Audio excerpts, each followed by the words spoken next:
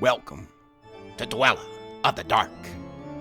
We are a channel honoring the yellowed and blackened bones of many prominent authors. We will be digging up several obscure, strange, and forgotten authors who influenced many of the great horror, science fiction, and fantasy writers today. More tales of the horrifying, obscure, strange, and forgotten are climbing out of the tombs. Subscribe, comment, like, donate, or I'll send Thaddeus Forge to steal your heathen soul. Unknown horror masters, send us ghoulish delights for the Skull and Bones collection. Your pound of writer's flesh will continue to feed our ghouls for now. Books, websites, podcasts, in the links below. Children of Horror, Legion of Ghouls. Tonight, the season of Halloween has arrived.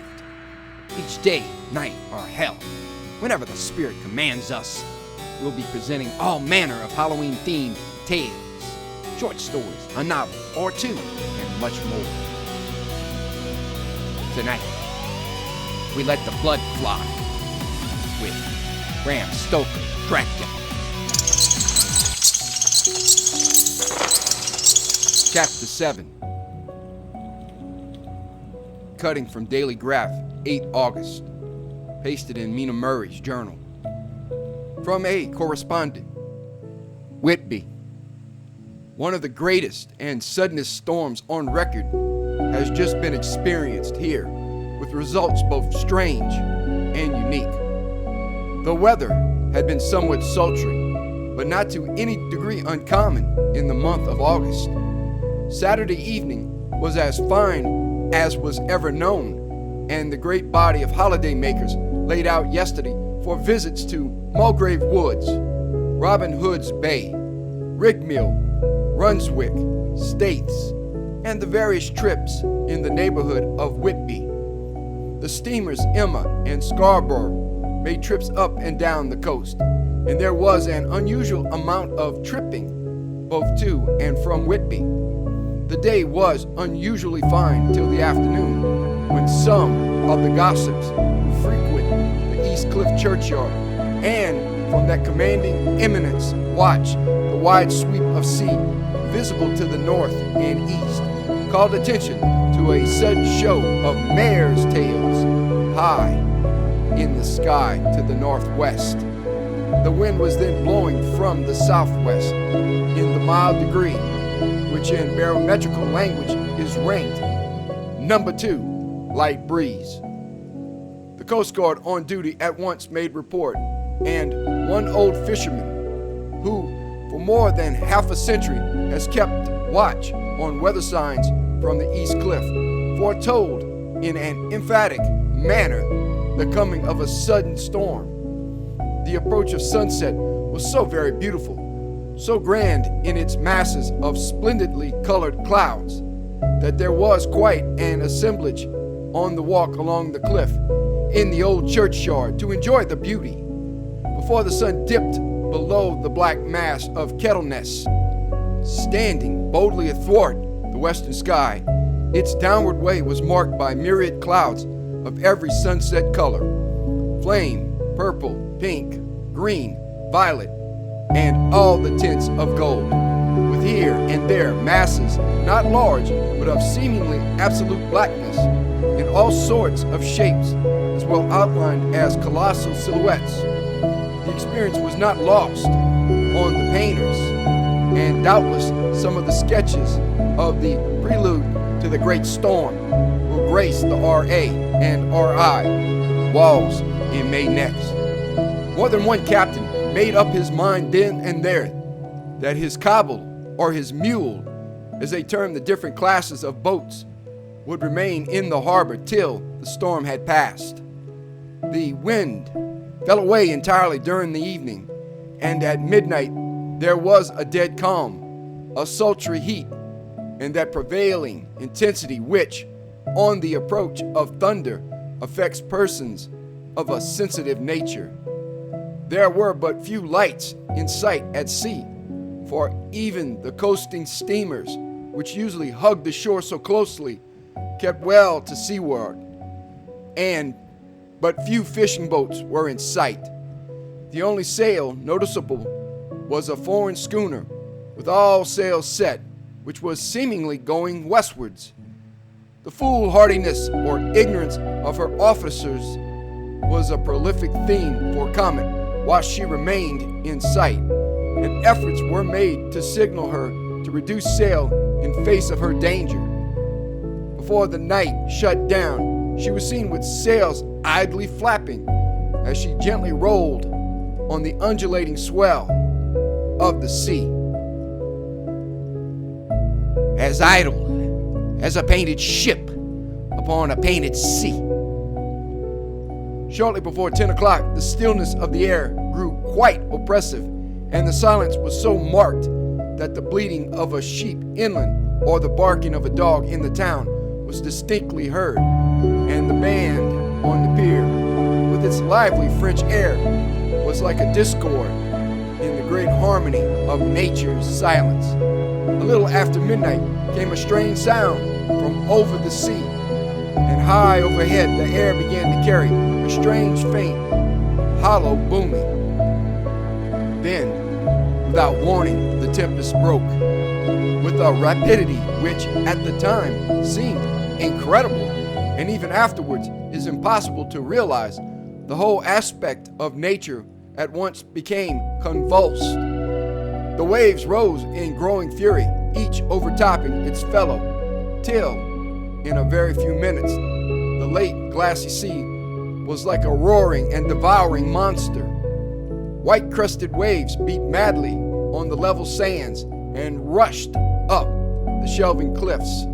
Others broke over the piers, and with their spume swept the lanthorns of the lighthouses, which rise from the end of either pier of Whitby Harbor. The wind roared like thunder and blew with such force that it was with difficulty that even strong men kept their feet, or clung with grim clasp to the iron stanchions. It was found necessary to clear the entire piers from the mass of onlookers, or else the fatalities of the night would have been increased manifold. To add to the difficulties and dangers of the time, masses of sea fog came drifting inland, white, wet clouds which swept by in ghostly fashion, so dank and damp and cold that it needed but little effort of imagination to think that the spirits of those lost at sea were touching their living brethren with the clammy hands of death, and many a one shuddered as the wreaths of sea mist swept by. At times the mist cleared, and the sea for some distance could be seen in the glare of the lightning, which now came thick and fast, followed by such sudden peals of thunder that the whole sky overhead seemed trembling under the shock of the footsteps of the storm. Some of the scenes thus revealed were of immeasurable grandeur and of absorbing interest.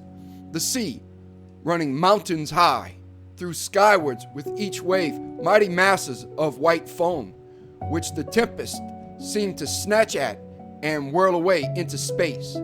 Here and there, a fishing boat with a rag of sail, running madly for shelter before the blast. Now and again, the white wings of a storm-tossed seabird. On the summit of the east cliff, the new searchlight was ready for experiment, but had not yet been tried. The officers in charge of it got it into working order, and in the pauses of the inrushing mist, swept with it the surface of the sea. Once or twice, its service was most effective, as when a fishing boat with gunwale under water rushed into the harbor, able by the guidance of the sheltering light to avoid the danger of dashing against the piers. As each boat achieved the safety of the port, there was a shout of joy from the mass of people on shore, a shout which for a moment seemed to cleave the gale and was then swept away in its rush. Before long, the searchlight discovered some distance away a schooner with all sails set, apparently the same vessel which had been noticed earlier in the evening.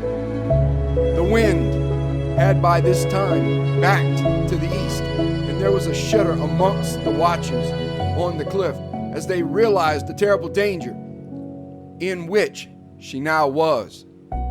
Between her and the port lay the great flat reef on which so many good ships have from time to time suffered, and with the wind blowing from its present quarter, it would be quite impossible that she should fetch the entrance of the harbor.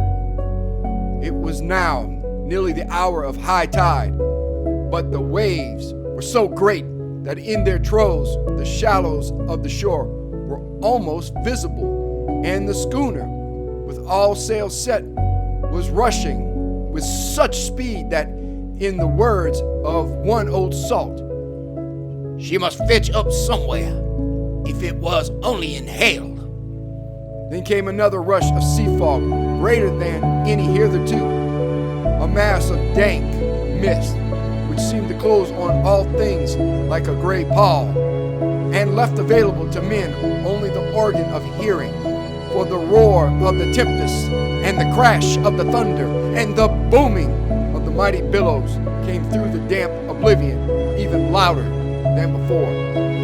The rays of the searchlight were kept fixed on the harbor mouth across the east pier, where the shock was expected, and men waited breathless.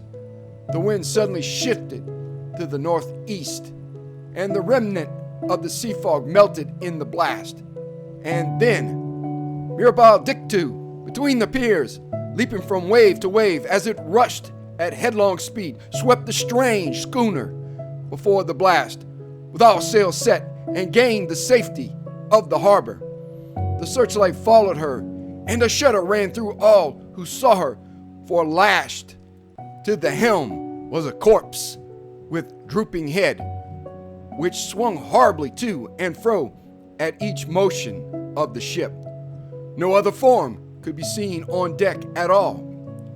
A great awe came on all as they realized that the ship, as if by a miracle, had found the harbor, unsteered save by the hand of a dead man. However, all took place more quickly than it takes to write these words. The schooner paused not, but rushing across the harbor, pitched herself on that accumulation of sand and gravel washed by many tides and many storms into the southeast corner of the pier, jutting under the east cliff, known locally as Tate Hill Pier. There was, of course, a considerable concussion as the vessel drove up on the sand heap.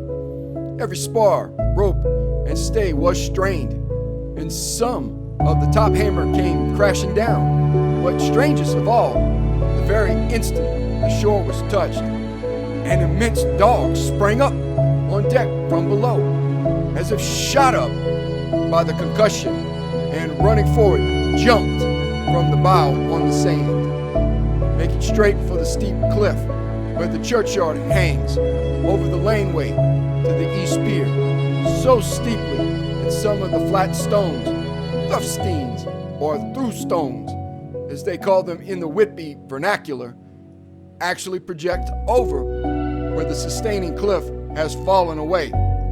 It disappeared in the darkness, which seemed intensified just beyond the focus of the searchlight. It so happened that there was no one at the moment on Tate Hill Pier, as all those whose houses are in close proximity were either in bed or were out on the heights above. Thus the Coast Guard on duty on the eastern side of the harbor, who at once ran down to the little pier, was the first to climb on board. The men working the searchlight, after scouring the entrance of the harbor without seeing anything, then turned the light on the derelict and kept it there. The Coast Guard ran aft, and when he came beside the wheel, bent over to examine it, and recoiled at once as though under some sudden emotion.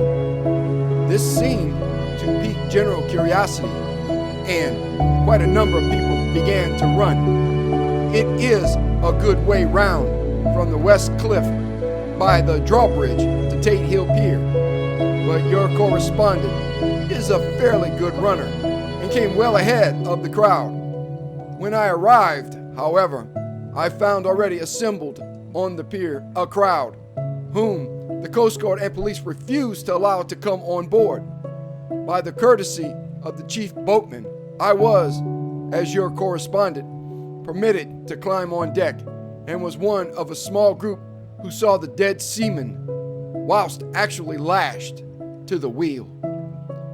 It was no wonder that the Coast Guard was surprised or even awed, for not often can such a sight have been seen. The man was simply fastened by his hands, tied one over the other to a spoke of the wheel. Between the inner hand and the wood was a crucifix, the set of beads on which it was fastened being around both wrist and wheel, and all kept fast by the binding cords. The poor fellow may have been seated at one time, but the flapping and buffeting of the sails had worked through the rudder of the wheel and dragged him to and fro, so that the cords with which he was tied had cut the flesh to the bone. Accurate note was made of the state of things, and a doctor, Surgeon J.M. Caffin of 33 East Elliott Place, who came immediately after me, declared, after making examination, that the man must have been dead for quite 2 days.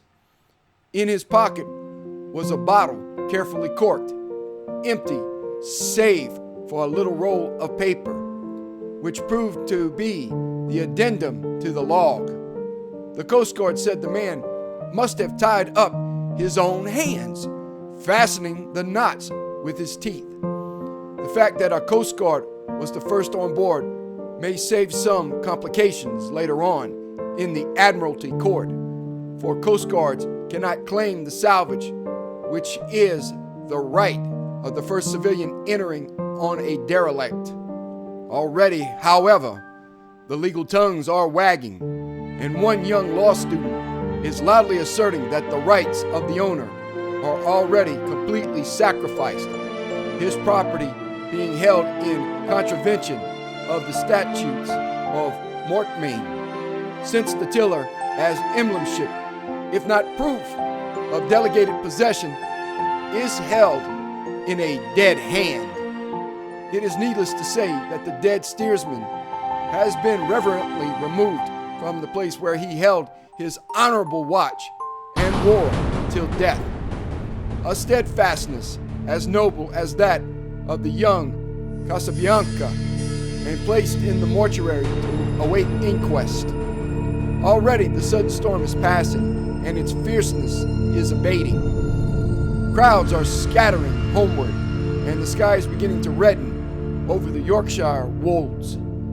I shall send, in time for your next issue, further details of the derelict ship, which found her way so miraculously into the harbor in the storm. Whitby, 9 August. The sequel to the strange arrival of the derelict in the storm last night is almost more startling than the thing itself. It turns out that the schooner is a Russian from Varna and is called the Demeter. She is almost entirely in ballast of silver sand, with only a small amount of cargo. A number of great wooden boxes filled with mold. This cargo was consigned to a Whitby solicitor, Mr. S.F. Billington of 7 The Crescent, who this morning went aboard and formally took possession of the goods consigned to him. The Russian consul, too, acting for the charter party, took formal possession of the ship and paid all harbor dues, etc. Nothing is talked about here today except a strange coincidence. The officials of the Board of Trade have been most exacting in seeing that every compliance has been made with existing regulations. As the matter is to be a 9 days wonder, They are evidently determined that there shall be no cause of after complaint. A good deal of interest was abroad concerning the dog which landed when the ship struck, and more than a few of the members of the SPCA, which is very strong in Whitby, have tried to befriend the animal. To the general disappointment, however, it was not to be found. It seems to have disappeared entirely from the town. It may be that it was frightened and made its way onto the moors, where it is still hiding in terror. There are some who look with dread on such a possibility, lest later on it should in itself become a danger, for it is evidently a fierce brute. Early this morning, a large dog, a half-breed mastiff belonging to a coal merchant close to Tate Hill Pier, was found dead in the roadway opposite to its master's yard. It had been fighting and manifestly had had a savage opponent, for its throat was torn away and its belly was slit open as if with a savage claw. Later, by the kindness of the Board of Trade Inspector, I have been permitted to look over the logbook of the Demeter, which was in order up to within 3 days, but contained nothing of special interest except as to facts of missing men. The greatest interest, however, is with regard to the paper found in the bottle, which was today produced at the inquest, and a more strange narrative than the two between them unfold. It has not been my lot to come across. As there is no motive for concealment, I am permitted to use them, and accordingly send you a rescript, simply omitting technical details of seamanship and supercargo. It almost seems as though the captain had been seized with some kind of mania before he had gotten well into blue water, and that this had developed persistently throughout the voyage. Of course, my statement must be taken cum grano, since I am writing from the dictation of a clerk of the Russian consul, who kindly translated for me, time being short. Log of the Demeter. Varna to Whitby. Written 18 July. Things so strange happening that I shall keep accurate note henceforth till we land. On 6 July, we finished taking in cargo, silver sand, and boxes of earth. At noon, set sail. East wind, fresh. Crew, 5 hands. 2 mates, cook, and myself, captain. On 11 July, at dawn entered Bosphorus, boarded by Turkish customs officers. Bakshish, all correct. Underway at 4 p.m. On 12 July, through Dardanelles, more customs officers and flagboat of guarding squadron. Bakshish, again. Work of officers thorough, but quick. Want us off soon. At dark, passed into Archipelago. On 13 July, passed Cape Matatapan. Crew dissatisfied about something. Seemed scared, but would not speak out. On 14 July, was somewhat anxious about crew.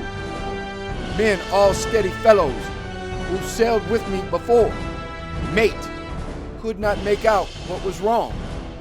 They only told him there was something and crossed themselves. Mate lost tipper with one of them that day and struck him. Expected fierce quarrel, but all was quiet. On 16 July, Nate reported in the morning that one of the crew, Petrovsky, was missing. Could not account for it. Took larboard watch 8 bells last night. Was relieved by Abramov, but did not go to bunk. Men more downcast than ever. All said they expected something of the kind, but would not say more than there was something aboard. mate getting very impatient with them, feared some trouble ahead. On 17 July, yesterday, one of the men, Olgarin, came to my cabin and in an awestruck way confided to me that he thought there was a strange man aboard the ship. He said that in his watch he had been sheltering behind the deck house as there was a rainstorm when he saw a tall, thin man who was not like any of the crew come up the companionway and go along the deck forward and disappear. He followed cautiously, but when he got to bows, found no one, and the hatchways were all closed. He was in a panic of superstitious fear, and I am afraid the panic may spread. To allay it, I shall today search the entire ship carefully from stern to stern. Later in the day, I got together the whole crew and told them, as they evidently thought there was someone in the ship, we should search from stern to stern. First mate, angry, said it was folly and to yield to such foolish ideas would demoralize the men. Said he would engage to keep them out of trouble with a handspike. I let him take the helm while the rest began thorough search, all keeping abreast with lanterns. We left no corner unsearched, as there were only the big wooden boxes. There were no odd corners where a man could hide. Men much relieved when search over and went back to work cheerfully. First mate scowled but said nothing. 22 July. Rough weather last 3 days, and all hands busy with sails. No time to be frightened. Men seem to have forgotten their dread. Mate cheerful again, and all on good terms. Praised men for work in bad weather. Past Gibraltar and out through straits. All well. 24 July. There seems some doom over this ship. Already a hand short and entering on the Bay of Biscay with wild weather ahead. And yet last night, another man lost, disappeared. Like the first, he came off his watch and was not seen again. Men all in a panic of fear sent a round robin asking to have double watch as they feared to be alone. Mate angry, feared there will be some trouble as either he or the men will do some violence. 28 July, 4 days in hell, knocking about in a sort of maelstrom, and the wind a tempest. No sleep for anyone, men all worn out, hardly know how to set a watch since no one fit to go on. Second mate volunteered to steer and watch and let men snatch a few hours sleep. Wind abating, seas still terrific, but feel them less as ship is steadier. 29 July, another tragedy. Had single watch tonight as crew too tired to double. When morning watch came on deck, could find no one except steersman. Raised outcry, and all came on deck. Thorough search, but no one found. Are now without second mate, and crew in a panic. Mate and I agreed to go armed henceforth and wait for any sign of cause. 30 July, last night. Rejoiced. We are nearing England. Weather fine, all sails set. Retired, worn out. Slept soundly. Awake by mate telling me that both man of watch and steersman missing. Only self and mate and 2 hands left to work ship. 1 August. 2 days of fog and not a sail sighted. Had hoped when in the English Channel to be able to signal for help or get in somewhere. Not having power to work sails, have to run before wind. Dare not lower, as could not raise them again. We seem to be drifting to some terrible doom. mate now more demoralized than either of men. His stronger nature seems to have worked inwardly against himself. Men are beyond fear, working stolidly and patiently, with minds made up to worst. They are Russian, he Romanian. 2 August, midnight. Woke up from a few minutes sleep by hearing a cry, seemingly outside my port. Could see nothing in fog. Rushed on deck and ran against mate. Tells me heard cry and ran, but no sign of man on watch. One more gone. Lord help us!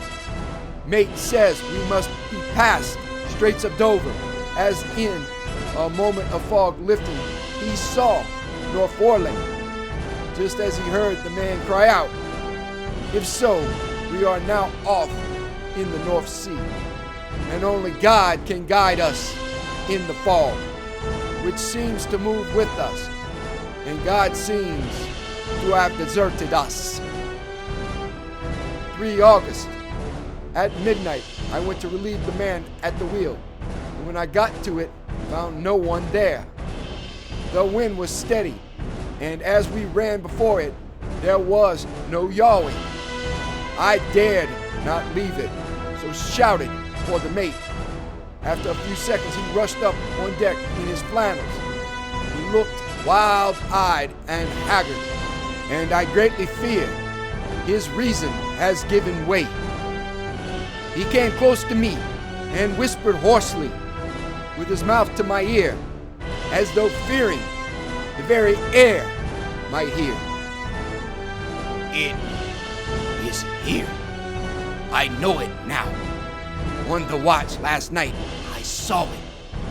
Like a man, tall and thin, and ghastly pale. It was in the bows and looking out. I crept behind it and gave it my knife. The knife went through it, empty as the air. And as he spoke, he took his knife and drove it savagely into space. Then he went on. But it is here, and I'll find it. It is in the hold, perhaps in one of those boxes. I'll unscrew them one by one and see. You work the helm. And with a warning look and his finger on his lip, he went below. There was springing up a choppy wind, and I could not leave the helm. I saw him come out on deck again with a tool chest and a lantern and go down the forward hatchway.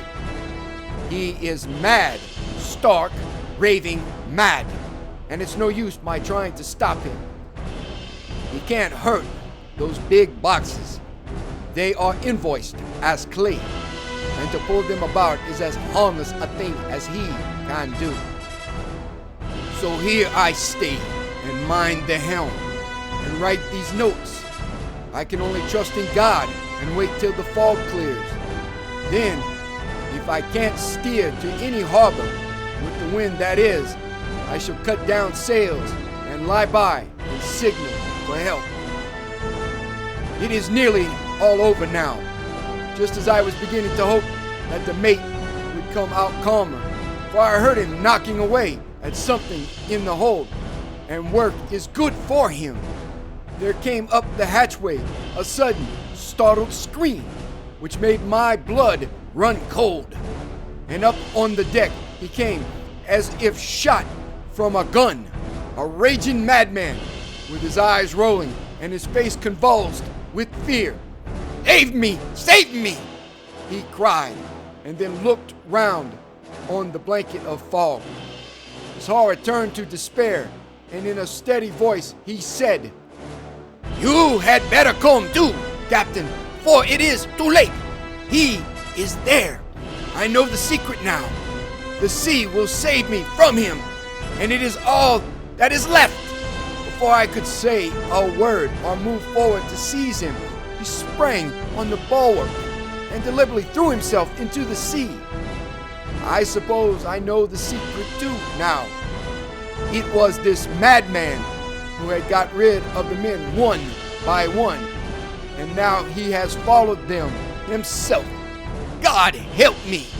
How am I to account for all these horrors when I get to port? When I get to port, will that ever be? 4 August, still fog, which the sunrise cannot pierce. I know there is sunrise because I am a sailor. Why else I know not. I dared not go below. I dared not leave the helm.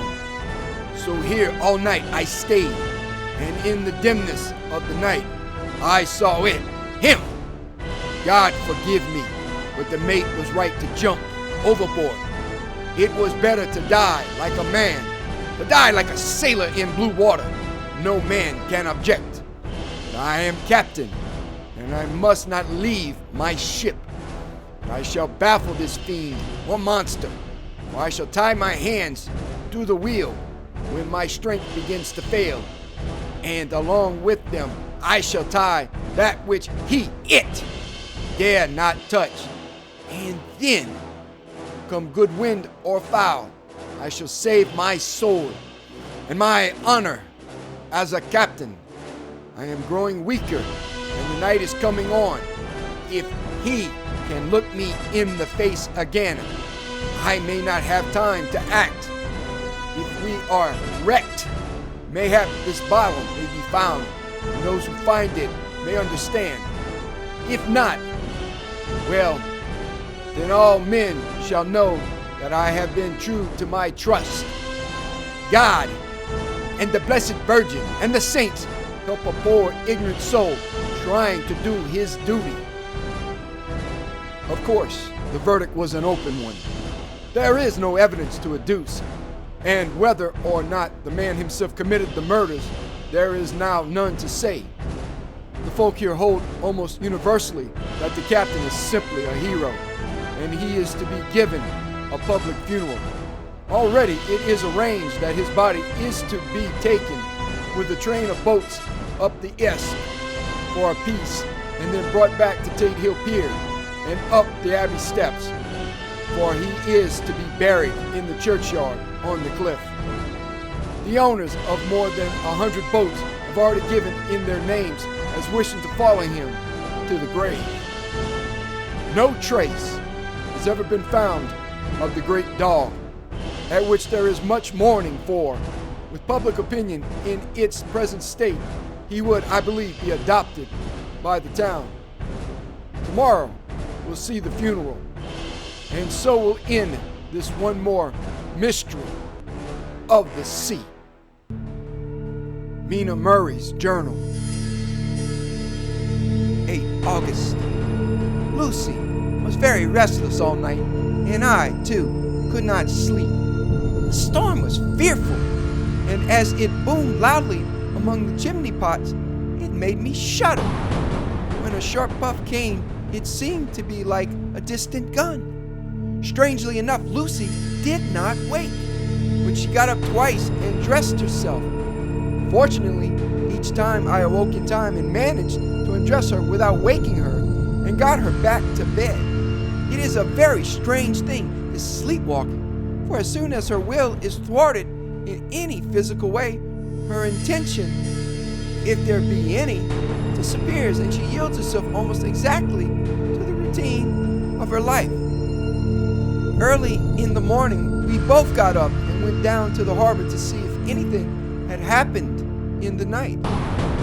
There were very few people about, and though the sun was bright and the air clear and fresh, the big, grim-looking waves that seemed dark themselves because the foam that topped them was like snow forced themselves in through the narrow mouth of the harbor like a bullying man going through a crowd. Somehow, I felt glad that Jonathan was not on the sea last night, but on land. But oh, is he on land or sea? Where is he and how? I am getting fearfully anxious about him. If I only knew what to do and could do anything. 10 August. The funeral of the poor sea captain today was most touching. Every boat in the harbor seemed to be there, and the coffin was carried by captains all the way from Tate Hill Pier up to the churchyard. Lucy came with me, and we went early to our old seat, whilst the cortege of boats went up the river to the viaduct and came down again. We had a lovely view and saw the procession nearly all the way.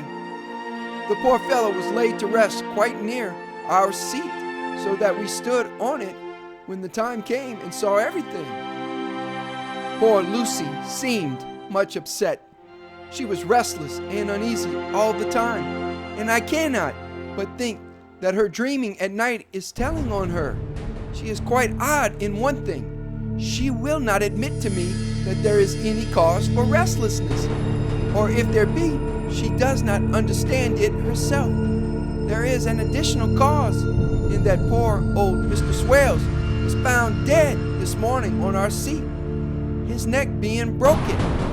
He had evidently, as the doctor said, fallen back in the seat in some sort of fright, for there was a look of fear and horror on his face that the men said made them shudder.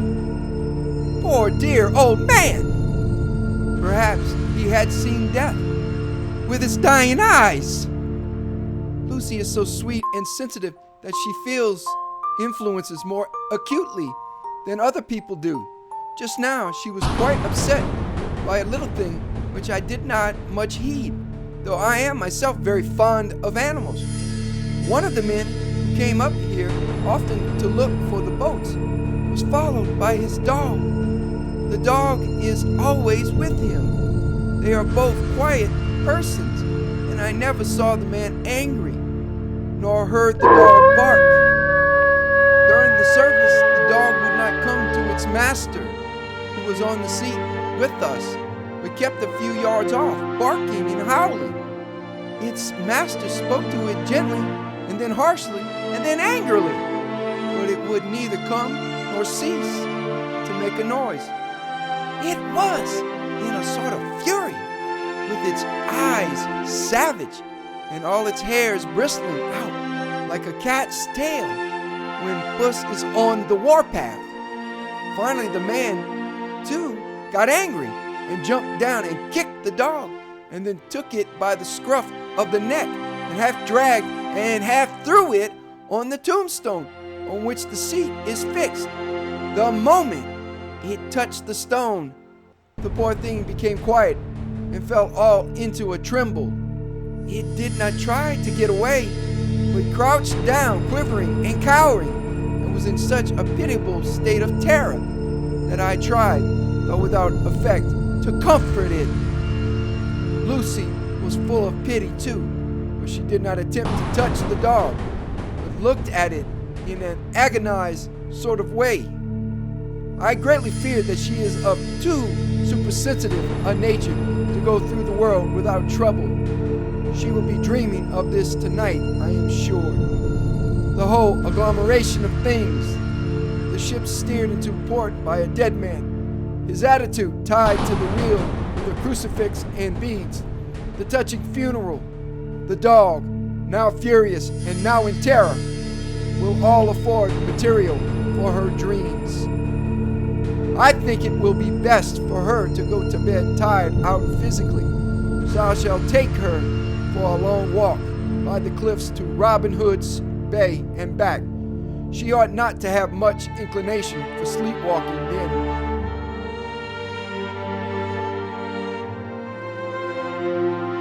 Thank you for listening.